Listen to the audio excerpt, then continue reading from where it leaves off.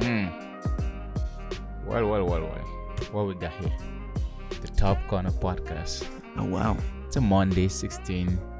This is new. I know, right? This is fresh. Okay. It's fresh. I should step back and let this unfold. Well. We got another day of podcasting. Another day, another Yeah, podcast. Let's talk about football.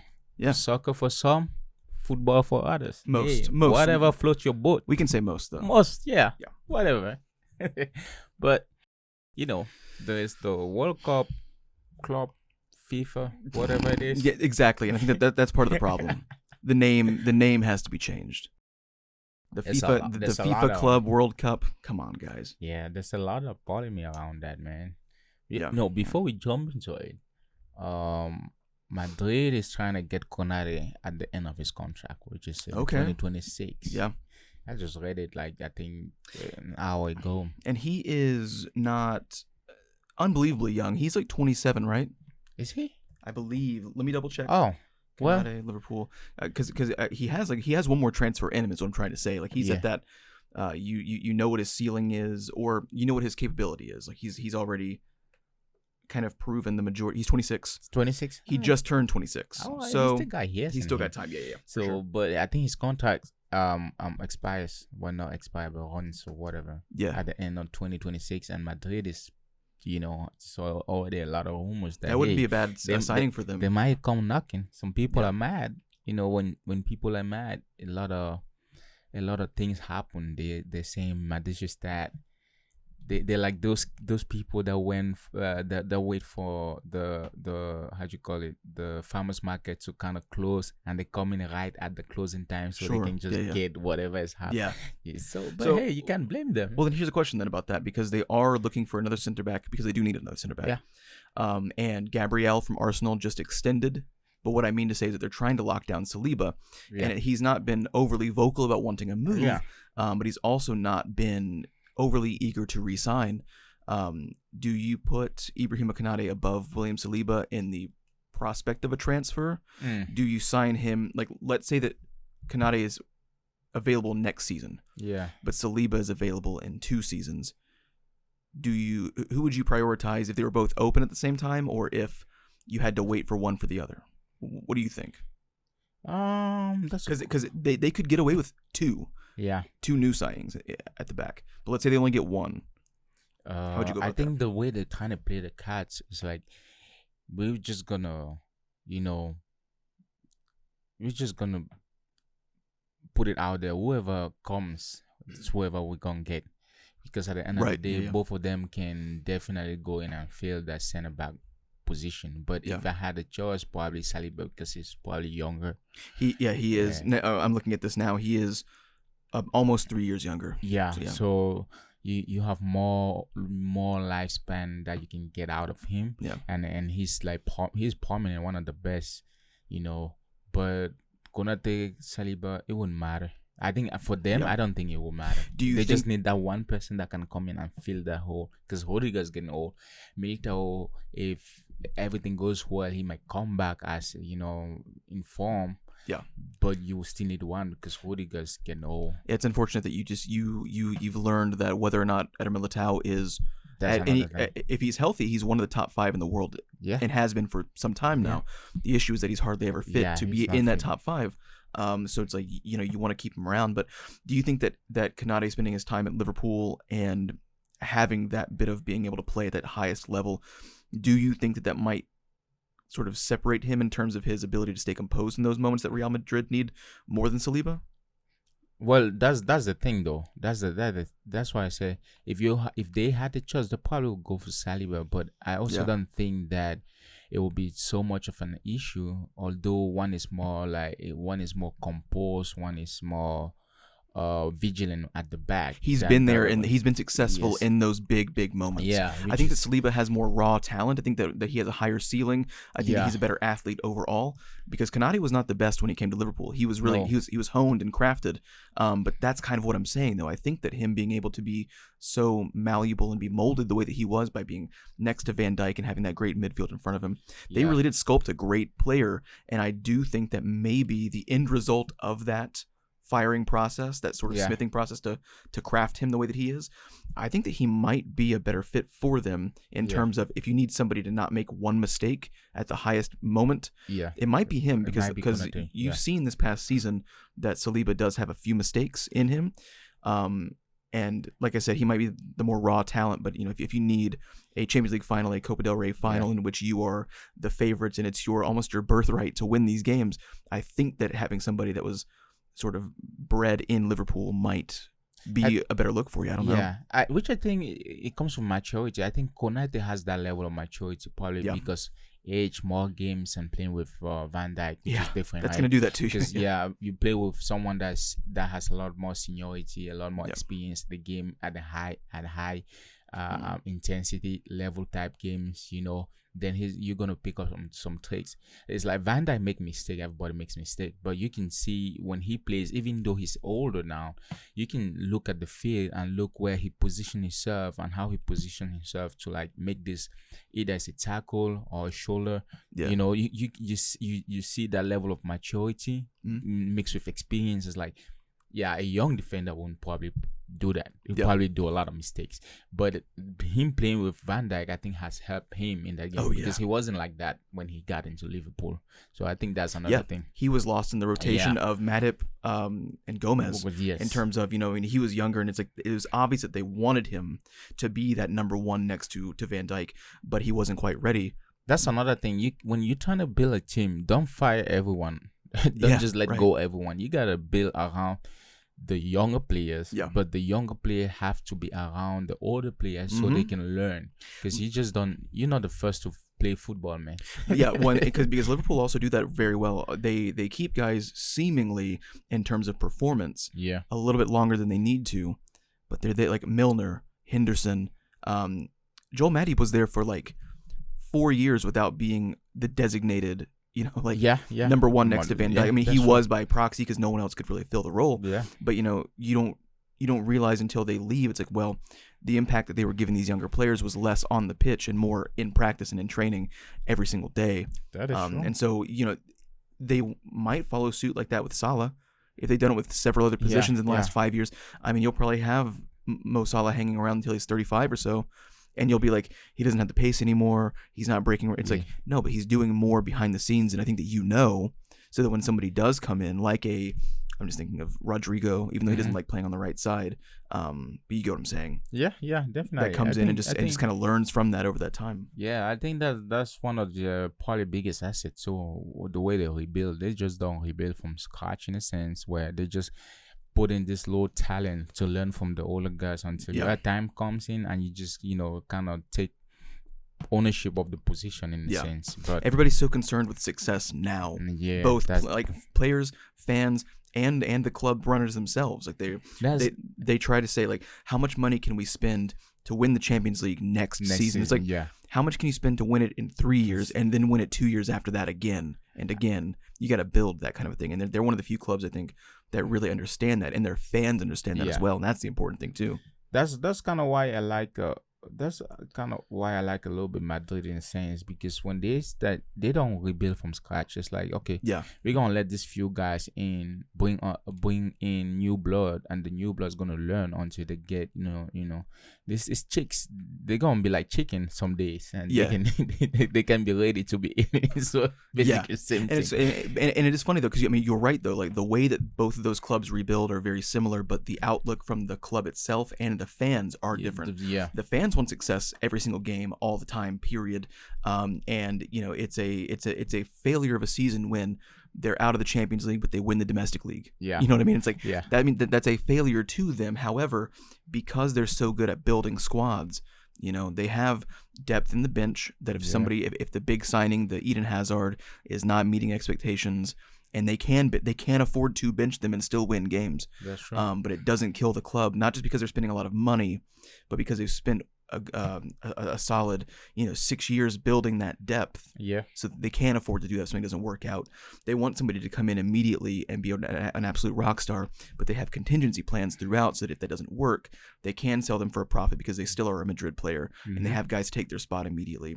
And they're playing in a league in which they're expected to be one of the two sides that dominate. So like you can prioritize a bit more of the Champions League that way for them. But yeah, I think that they're both run very well, but they both have long-term plans in mind at any given moment. You might, well, at least Konate and same thing for Saliba. They gotta stage their position. They gotta tell the club where they stand, because they might be learning Spanish in secret. You saw Alexander. Yeah. He went there and it was like, this guy's been learning for the past 6 months, man. Yeah. He was like, I know I'm gonna be out of here. But the Club World Cup is going on right now, and there's a lot of polemic. There's a lot of chit chat about it, around it. Whatever, however you call it. Some people are happy, not happy, thinking the FIFA, this is another money grab, which I think it's another money grab, but it's the sport, but it's a lot of freaking games, man. I think for athletes right now, especially soccer. Can I say one thing about that? Because the old format, because it's been around for 20 years now. Yeah. It's like it has a decent attempt at history. 20 years of anything is a good amount of time to be doing something, both good and bad. But when it was purely about the biggest clubs from each continental bracket coming together, but like you have clubs like Chelsea that were in because now you have winners from previous years that can qualify. Because they're expanding the numbers out, and it's like I have no problem seeing like the good example was Auckland City and Bayern Munich, that 10-0 smashing. Because I mean, they qualified for New Zealand. They did. That's part of the Oceanic Conference. So, like, that club should be there. But Chelsea should not be there because they won the Champions League like 4 years ago. So, this is actually the criteria for this one.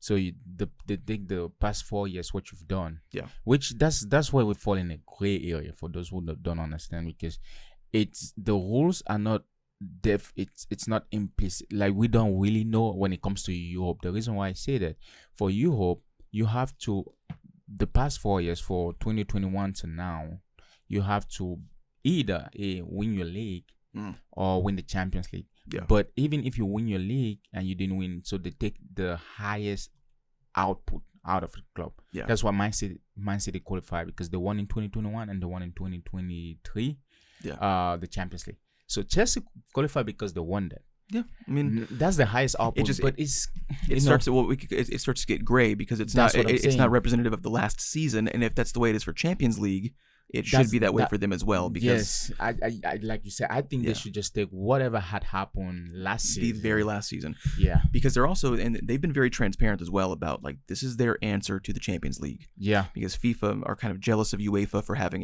an annual tournament that generates so much revenue, and they have to wait for every 4 years that they think, and it's not a terrible idea either. That's the thing. I don't want people to think that. So you don't think it's a terrible idea? Because some people are like, man, this is crazy. The way that the amount of games and the way that they've structured it is a bad idea. But the idea of just saying, everybody from each UEFA-based conference, the CONMEBOL, the CONCACAF, the Oceanic, and like having them all in a tournament is a good idea. Yeah. Let's have a little 2-week tournament where you put each of these guys in like a round robin kind of a thing. Yeah. Where there's maybe 8 teams involved. Because you earned it from your respective Champions League victory. You earned that last season.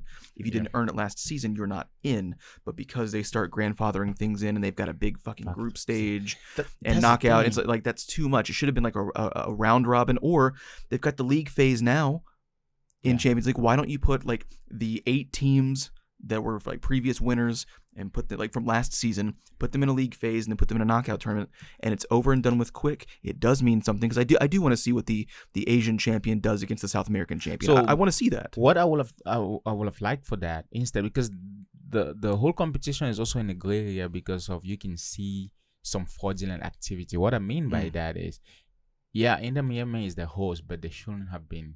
Exactly. Playing because they didn't win the league last year. Yep. And that's a FIFA World Cup thing where the host is automatically guaranteed to be in. You see? So okay, now let's say yes, that's the case. But in the response to that, I will still put the winner of the league. Yes, of course. Because that slot is already for them because of the host.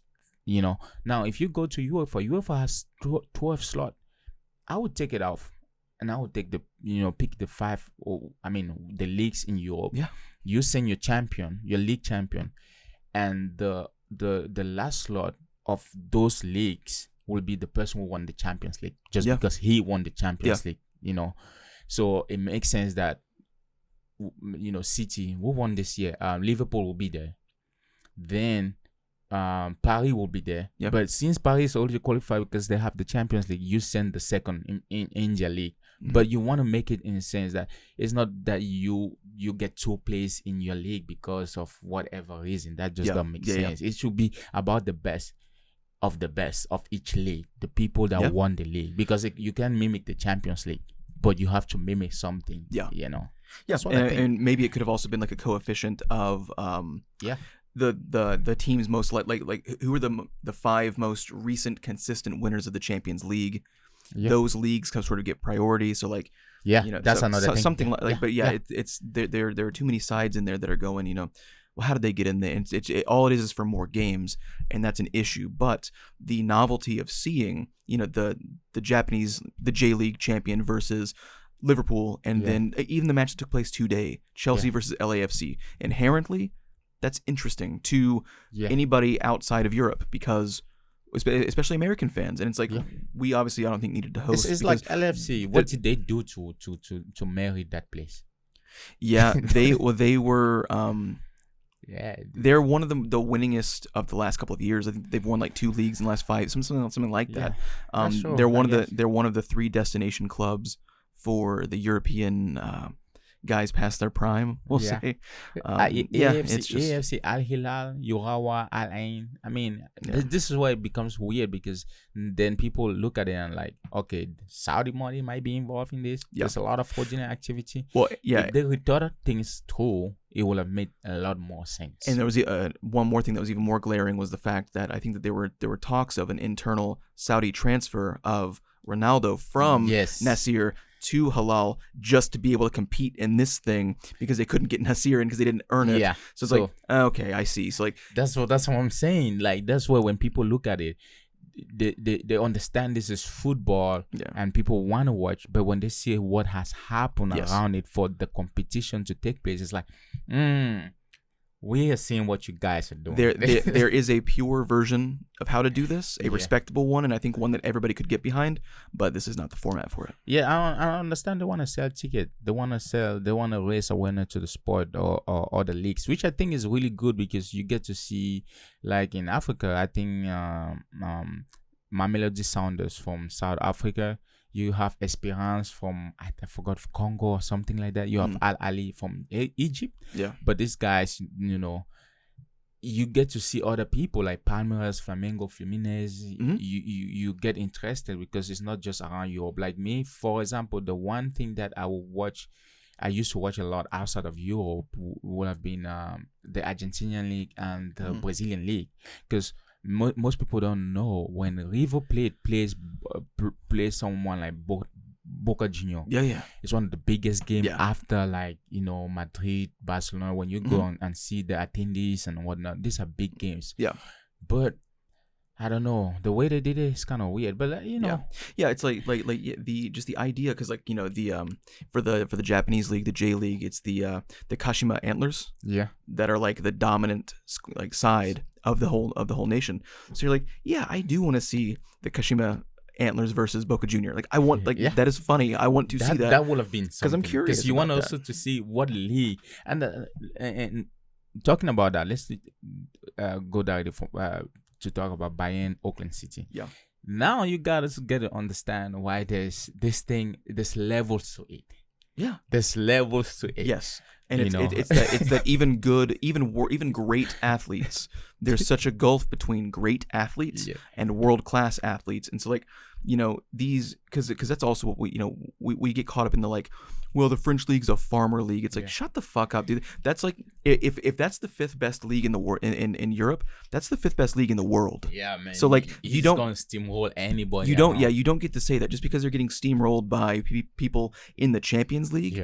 So like, I use the MLS as an example, not because I'm an American, but I think that the league gets a lot of hate, and I think that a lot of it's deserved in terms of how the format goes and how they attempt to market it. But you cannot sit there and tell me that these guys aren't good athletes. Yeah. You know, I mean, they're professional athletes. And so, you know, but to see the gulf usually, although I think that LAFC did look pretty decent against Chelsea today, you know, to see them usually be completely outclassed by the squads in Europe, but then how the MLS squads would perform against, say, like I said, like someone from the J League or someone from the Korean League, you know, like that is inherently interesting because, like you said, there are levels to it. And it's not that somebody's a good athlete or a bad athlete. It's they're all good athletes. They're all professional except for maybe Auckland City, which they said that they were legitimately semi-pro. But that's another thing which I heard. No, I read somewhere that actually if they had to pick a champion, it might not have been them because. They also have their own champion, which didn't make it because they wanted Auckland City. Just to raise awareness. I thought that they had won. They had earned their right to be there. It's kind of weird because the person was explaining that there's actually another because they also have a profession. You know, that's where it became that's annoying. I mean, when the guy said the goalkeeper is a store, he works at the store. I was like, the goalkeeper looked good though. I think he had some good saves. Good. I'm not saying no, but man, if you're an athlete and you do another job. I don't know, man. It's like if a team earns the spot, they earn the spot. Like that's the whole thing. It was like when Luton Town were promoted to the Premier League. You know, everyone was saying, "Well, I don't know what they're gonna do. Their infrastructure is not built. Like their stadium's not built. Their size isn't built for the Premier League. It's like this isn't right." And it's like, what the fuck do you mean? They won. Yeah. You got it. Like so, like. If Auckland City had been the rightful guys, if a semi-pro team won their spot, they're playing against Bayern Munich, they did it. So if it's a 10-0 smashing, it's like it doesn't matter, dude. They earned that spot. If you earn the spot, you play the spot. Yeah, if you gonna play, you gonna want to play with the big boys. You earn it. Hey, you gonna play you like the big boys. It don't matter. It's 10-0, 20-0. That's the levels to it. But you know one thing though that there were a lot of consensus and people complaining about. Do you think that because the talent pool or the teams itself, the financial aspect, there's such a wide gap between someone like City, Madrid, Bayern, PSG, and people like Al Hilal? Do you think that it's not fair, or do you think that it brings down water down the competition itself? Because for me, I think that in the format, if you forget all the gray areas and the fraudulent whatever we can think of, I think for me it's just a way also for us to see, the fan of football to see. You never know surprises, man. You can be on a bad day, LFC can hold PSG,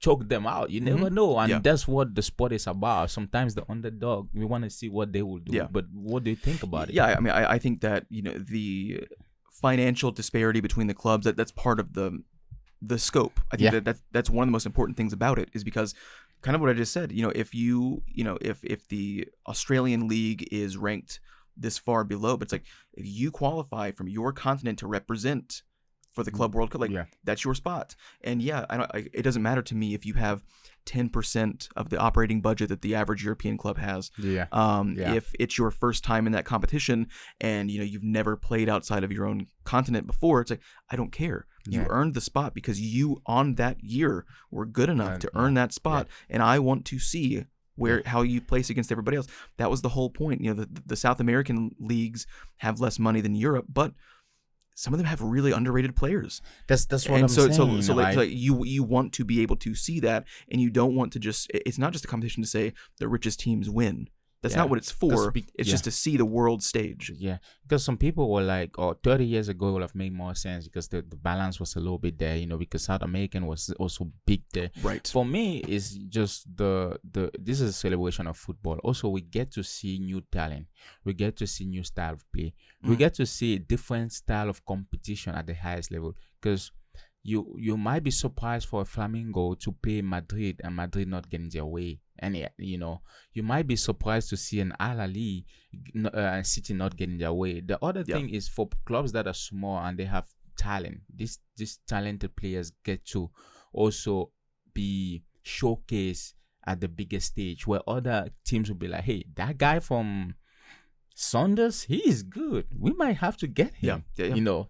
that's how I feel about it. That's how I see well, it. And like you said, like at a point, the South American leagues, the whole continent as a whole essentially was a feeder system for the European clubs. Like how many guys were coming from the South American, the Brazilian, the Argentinian domestic leagues, the Chilean league. So like, you want to see that. You want to see the young guys that maybe didn't have the exact same opportunities, but you look and like, holy cow, these guys are technically gifted. And it's like, they might not be the quickest, but holy cow, with the ball at their feet, they are insane. That's exactly how I feel about it. And you want to see where Seattle Sounders, where LAFC, and whether they earned it or not, Inter Miami, like wherever they, I want to see them play against European sides. Not to say, see, we can keep up with you guys. It's not. It's about realism, but it's also, yes, you earned the spot from your continent. It's called the Club World Cup.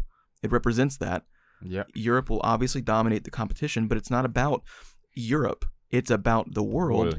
And we get to see new levels of competition. That's how I feel about it. I don't know why people always want to complain about all this nitpicking stuff. We already know that. The World Cup. Because why don't you complain about when it's the World Cup? In the summer, at the same time. And that's the thing. It's like you and I are on the same wavelength. I think more people are on that wavelength than they think. The only issues that we really have with it is the format, the structure, and the amount of games, because these guys do need breaks. And like this isn't as important as the European domestic and continental competitions.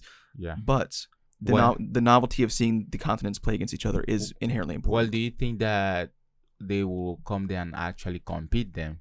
Because they're fielding their proper squads. I thought that they will come and it's just gonna be like another community kind of thing, but it's not. And people think, or a lot of people thought it would have been the same. But when I saw the PSG team, they're not trying to play around. And the Atletico team, and they're not trying. And Chelsea's side today, if you looked at it, yes. So it's like they're not trying to. They might not go 100% out.